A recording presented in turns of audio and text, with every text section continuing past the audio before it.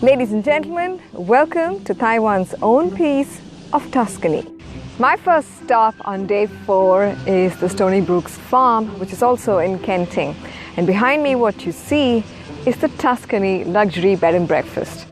So Stony farm and the Tuscany bed and breakfast is spread across 5 hectares, including that mountain there that you see. And there are 2 more peaks in the back. This is a pretty bed and breakfast. I just got shown this beautiful double room with an open bath. Absolutely adorable. And then it's got this really cute little balcony. Only 10 rooms though, but it's nice because you don't feel too crowded and it doesn't feel too risky at all. It feels private and quiet and relaxing. And this outdoor space is fantastic if you're here as a large group and love hosting a barbecue. And Stony Brooks has its own charming little farm too. Perfect for children and for me. You're so sweet. So adorable. And where is Mama? Mama is somewhere in there. It's time to relax in the very Christmassy Stony farm and sip some of their private label wines here all the way from France. Cheers, guys.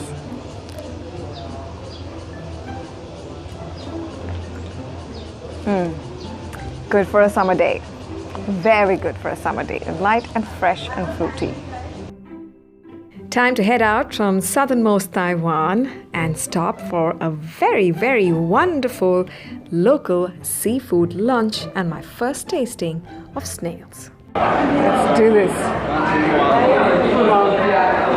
Got it!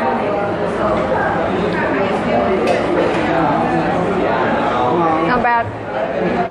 This restaurant behind me is where the bus driver recommended I have lunch. Apparently, this is a right down local place where you'll get amazing seafood.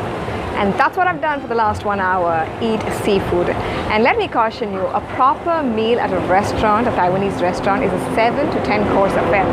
So that's a lot of seafood, everything from steamed red snapper to beautiful shrimp to snails to swordfish sashimi. I've had it all, people. But the good thing about seafood is it's not too stuffy, and Taiwanese food is not too spicy, so you don't really realize you're eating a lot of it. It's light, it's delicious, and with that, it's time to ride on. It's time to go check out the Hot Air Balloon Festival.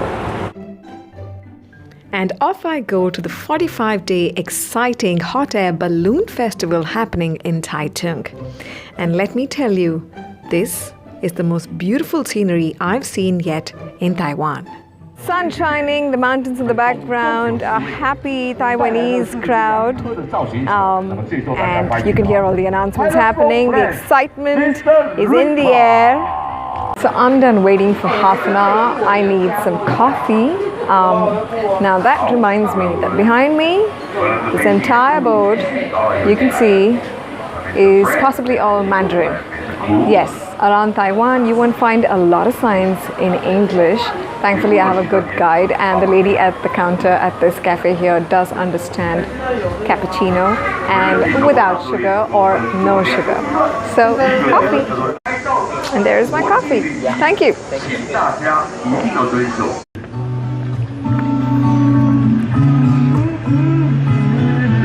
People are so friendly. I made friends at the Sedgway counter.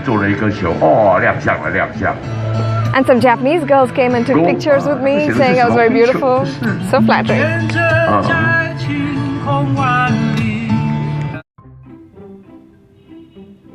And eventually, when the hot air balloons did take off, it was against a beautiful sunrise the next morning.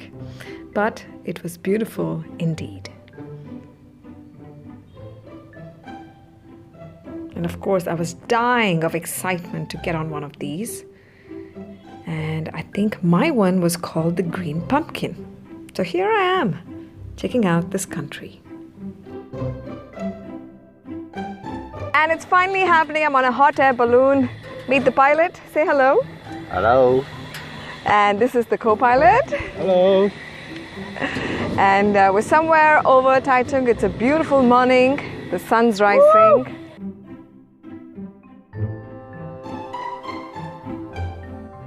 And then, about an hour later, we almost landed on a pineapple farm, and then we landed in someone's yard, and then now we're on this road, but it's taken a lot of teamwork because the number of people trying to hold this balloon down, about 4 guys plus the pilot and the co-pilot, and then of course my weight.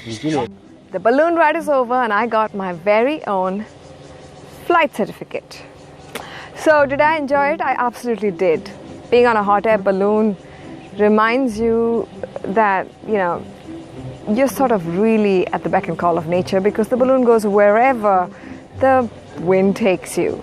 And therefore we almost landed on a pineapple farm. But would I do it again? I would do it again if there's a spectacular view to check out, but otherwise no. Because let me explain. 2 days ago I went snorkeling, and again this was about nature. But it didn't require so much energy, so many people. It was just me and a little pipe to breathe in and out of, and a little mask on my face, and then nature, what you experienced of nature. And again there you felt minute, and you felt the world was so much more beautiful than most of us realize it is. But on a hot air balloon, you realize similar things, except it takes a whole lot more energy. It's like 4 people that need to put the balloon up and bring it down and fold it and transport it. Plus there's a truck waiting, plus there's a car waiting, plus there's the pilot and the co-pilot, and a lot of propane gas just for an hour's ride. It's definitely worth doing a couple of times. And like I said, if there's a splendid view, yes. Would I do it often? Nah. But I'm very tempted to go learn swimming so I can go scuba diving and see more of underwater nature. P.S. At 4 a.m. this morning, I washed my hair, and now it's nice and dry thanks to all the hot air in the hot air balloon. Except it smells like propane gas. Subscribe for the next awesome vlog. because in the next vlog, I'll take you into the luminous hot spring and spa's 6th floor hot spring pool to take a dip with me. And then I'll ride into vibrant Taipei, check into the most awesome Mandarin Oriental hotel, and do beer shots with a college mate of mine and his wife. How do you do that with beer?